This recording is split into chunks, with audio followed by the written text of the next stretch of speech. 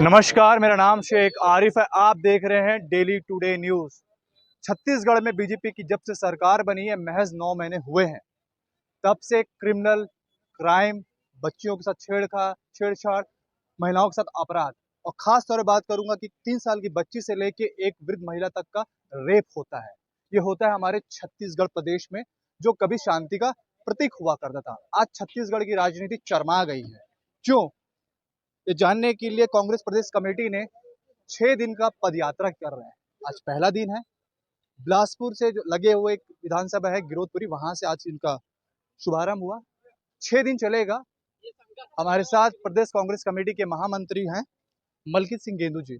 हम उनसे ही जानने की कोशिश करेंगे कि आखिर 9 महीने में इतना क्या हो गया था छत्तीसगढ़ में कि इनको सड़क पे आना पड़ा और लोगों को जोड़ना पड़ा। सर, आपका बहुत बहुत धन्यवाद। जी, आपका भी बहुत बहुत धन्यवाद।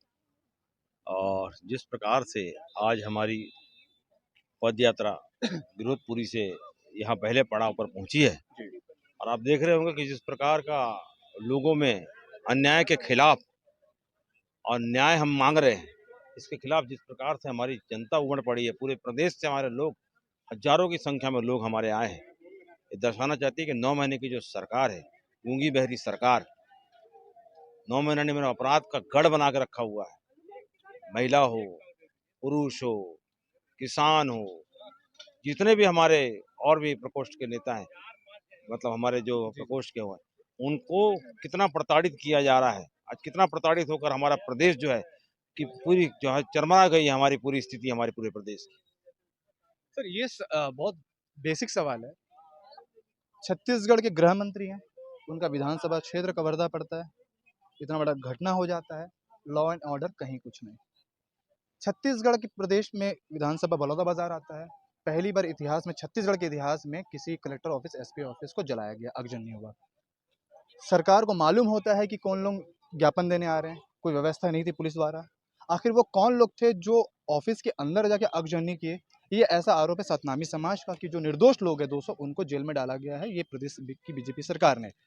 आप लोग भी काफी लंबा इसके लिए लड़ाई लड़ रहे हैं, आवाज उठा रहे हैं। और अभी जो सरकार है 9 महीने में, इसमें ये समझ में नहीं आ रहा कि प्रदेश को चला कौन रहा है। देखिए, सबसे पहले बात तो जो गृह मंत्री शर्मा जी हैं, वो तो फेलवर है, वो फेल हो चुके हैं। गृह मंत्री से तुरंत इस्तीफा देना चाहिए उनको कि पूरे प्रदेश में स्थितियां इतनी गंभीर हो गई हैं कि वो चला ही नहीं पा रहे हैं। खाली बयानबाजी से काम नहीं चलेगा, ग्राउंड पे उतरिए आप, ग्राउंड में देखिए क्या हाल हो रहा है। लेकिन गृह मंत्री जी है खाली बयानों पे जो है लगे हुए हैं। बलौदाबाजारी घटना की बात करूं मैं, बलौदाबाजार में जिस प्रकार से घटना घटी, पूरी सरकार की नाकामी है, इंटेलिजेंस फेलवर है। उनके द्वारा क्या किया गया? इतने लोगों की भीड़ इकट्ठा हो रही है, आपकी क्या व्यवस्था थी? तो जो निर्दोष है आप उनको डाल रहे हैं। कई हमारे नेता हैं, कई विधायक हैं, कई हमारे जिला के यूथ कांग्रेस के एनएसयूआई के लड़के हैं, उनको अंदर कर टारगेट बना के अंदर किया जा रहा है। तो ये तो भारतीय जनता पार्टी जो है टारगेट करके कांग्रेस को बदनाम करने की साजिश रच रही है, और उसमें कामयाब नहीं होगी। ये जो पदयात्रा है उसी का स्वरूप है कि लोग आक्रोशित होकर यहाँ पे इकट्ठे हुए हैं। आज पहला दिन था, अभी और 5 दिन है। आपको लगता है जो ये भीड़ आया है, ये पार्टी के लोग हैं, कुछ गांव के भी लोग हैं जो अपने से जुड़े हुए हैं, ये भीड़ इतनी ही रहने की या और रहेगी? और आपका जो एक विजन है, जो बात है विपक्ष होने के नाते, वो किस हद तक आप जनता तक पहुंचा पा रहे हैं? इसमें क्या योजना है? किस तरह से एक कार्य समिति बन के काम कर रही है आपकी कि जनता तक वो देखिए, चीज़ पहुंचे? हमारी पद यात्रा इसीलिए हम लोगों ने गांव-गांव से जोड़ने की रखी है, और गांव वाले सपूर्त आप देखे होंगे कि आज के पद यात्रा में गांव से लोग, कितने गांव से लोग जुड़ के हमारे पद यात्रा में शामिल हो जी रहे हैं। बिल्कुल, मैंने देखा। तो ये तो मैं कहना चाहूँगा कि जो हमारी यात्रा चल रही है, ये आगे चल के धीरे-धीरे बड़ा स्वरूप लेगी है। बिल्कुल। क्योंकि हमारी शुरुआत जब इतनी ज़बरदस्त हुई है, तो अंत आप समझ सकते हैं कितना ज़बरदस्त होगा। मैडम, आपका शुभ नाम? जी, मैं पल्लवी सिंह हूँ। कहाँ से हैं आप लोग? मैं रायपुर से हूँ, प्रदेश सचिव हूँ मेन कमेटी में। अच्छा, जी। क्या लग रहा है कि जो क्राइम हो रहे हैं, लॉ एंड ऑर्डर बिगड़ा हुआ है, इसी के लिए आप लोग ये यात्रा निकाले हैं? तो सच में इतना जो हो रहा है, इसमें आप एक महिला होने के नाते, मैं नहीं चाहता कि कुछ पॉलिटिकल बातें हों, एक एज अ महिला जी। आप क्या सोचती हैं? जी, अन्याय के विरुद्ध आवाज़ उठाने का एक सबसे सघन और सरल माध्यम होता है पद यात्रा, जो जिस पर कांग्रेस पार्टी हमेशा से विश्वास करती है। हमारे प्रथम लीडर जो हैं उन्होंने भी यही रास्ता इख्तियार किया था और हम सब भी उसी रास्ते पर चल रहे हैं। पिछले 9 महीने भाजपा की जो सरकार है वो पूरी तरह से विफल रही है। किसी भी सेक्टर में आप देख लीजिए, चाहे वो महिला सुरक्षा का मामला हो, चाहे वो युवाओं के लिए हो या बच्चों के लिए हो, अपराध दिनों दिन, चाहे वो इंटीरियर्स हो, चाहे वो राजधानी का मामला हो, मरीन ड्राइव से लेकर बस्तर के अंतरिम जो गांव है वहां तक, किसी भी जगह पर ना महिला सुरक्षित है ना ही आम आदमी।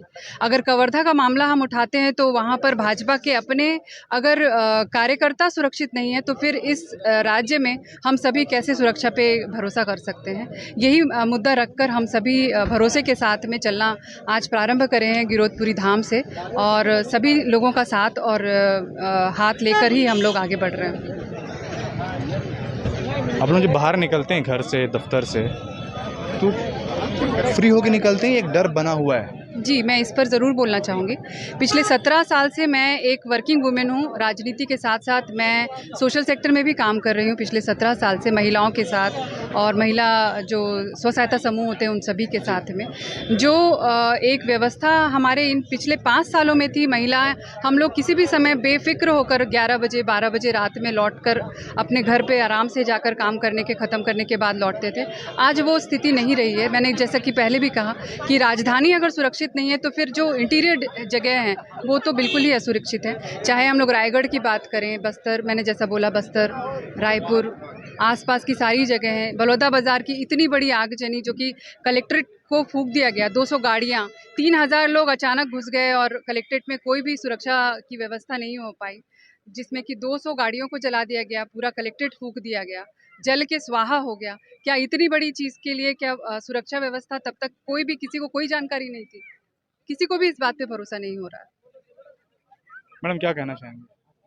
बस हम तो यही कहना चाहेंगे कि जो सरकार अभी सत्ता में आई है वो अभी तक जो है पूरी विफल सरकार साबित हुई है। जैसा कि अभी बता ही चुकी हैं दीदी, है ना, कि अब हम घर से बाहर निकलते हैं तो हमको एक डर बना रहता है कि हम अभी सेफ है कि नहीं सेफ है।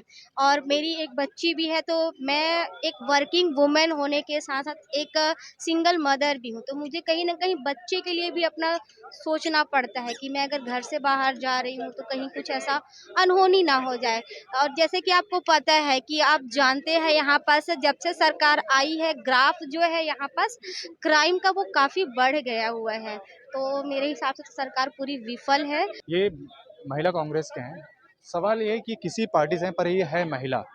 जब ये घर से निकलती हैं, ऑफिस जाती हैं या ऑफिस से घर आती हैं तो मन में कहीं डर होता है कि कोई इनको छेड़ ना दे, कहीं कुछ इनके साथ कुछ ऐसा घटना ना हो जाए। ये बहुत बड़ा सवाल है छत्तीसगढ़ की सरकार से, यहाँ के मुख्यमंत्री से, यहाँ के गृह मंत्री से। गृह मंत्री भी जो डिप्टी सीएम भी हैं कि लॉ एंड ऑर्डर कहाँ है उनका। कोई तो एक योजना बनाए, कोई तो एक नियोजित किया जाए कि कैसे जो अपराध बढ़ रहे हैं उसको कम किया जाए, क्योंकि ये शांति का टापू, शांति का प्रदेश माना जाता था। पर अभी पिछले विगत कुछ महीने से लगातार जो क्राइम बढ़ रहे हैं, छोटे छोटे बच्चे के हाथ में चाकू है, छुरी है, किसी का ही मर्डर हो रहा है, इस पे अंकुश लगाने की ज़रूरत है। धन्यवाद।